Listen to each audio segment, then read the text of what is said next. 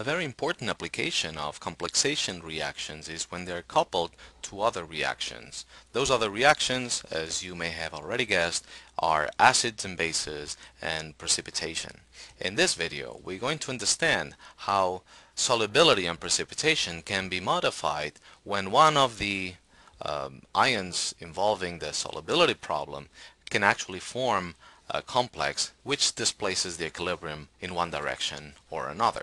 Let's start writing the solubility of silver chloride. As you can see, silver chloride is a fairly insoluble salt, and you have seen it in the laboratory that if you mix silver with a chloride, you will see that solid white precipitate at the bottom that forms almost immediately.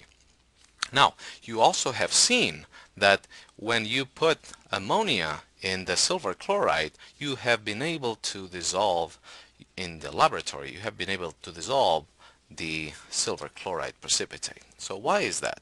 Notice that if you add ammonia, the ammonia will react with a little bit of the silver that still remains in solution, and that will displace the equilibrium.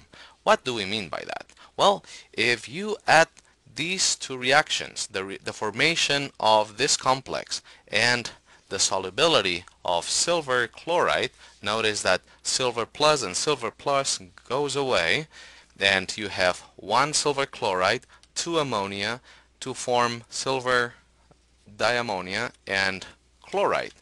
And this is the reaction that you have when you combine solubility of silver chloride and the formation of the complex from silver and ammonia. Now, what is the equilibrium constant for this this reaction, the one down here? We have seen in our previous video that when you add up chemical reactions, the equilibrium constant of the result of the addition of reactions is the product of each member of the reaction you're adding. So the K here is the product of the KSP and the formation reaction. So notice that now you are able to dissolve a little bit the silver chloride when you add ammonia, because you go from 10 to the negative 10 to 10 to the negative 3. So this is, you can understand this as Le Chatelier principle. You're removing silver from the equilibria, and this dissolves the silver chloride.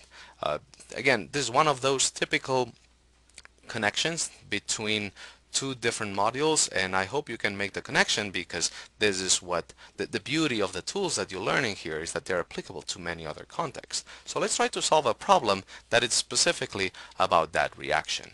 It's asking for, now, how much has the solubility of silver chloride changed in 0.1 molar ammonia?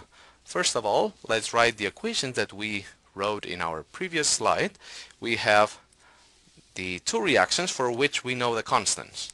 The solubility, the KSP reaction, the KSP product is has a value of 10 to the negative 10. That is very insoluble. However, the formation of this complex is very product bound, very stable. So therefore, it has a very large constant.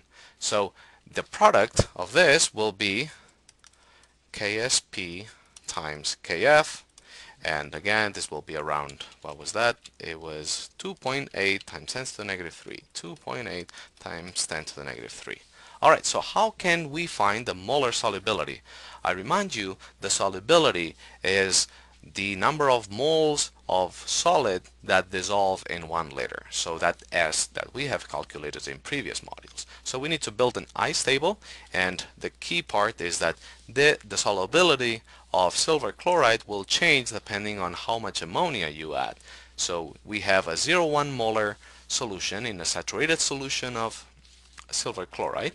So the change will be, notice that the solid will have a certain S, which is my solubility, that will disappear, and there'll be a 2S, whatever that is, of ammonia disappearing, okay? And in equilibrium, you'll have this much. Notice that we do not need to include the solid in the equilibrium, because it does not show up in the equilibrium constant, as you well know. So we just need to solve for S, and as you well know, S is my solubility. In this case, it definitely will be larger. I remind you that for pure silver chloride, it was the root square of, so around 10 to the negative 5 molar, the solubility. In this case, when you have ammonia, the solubility will have increased. If you solve this for S, you will see that it's much larger than 10 to the negative 5.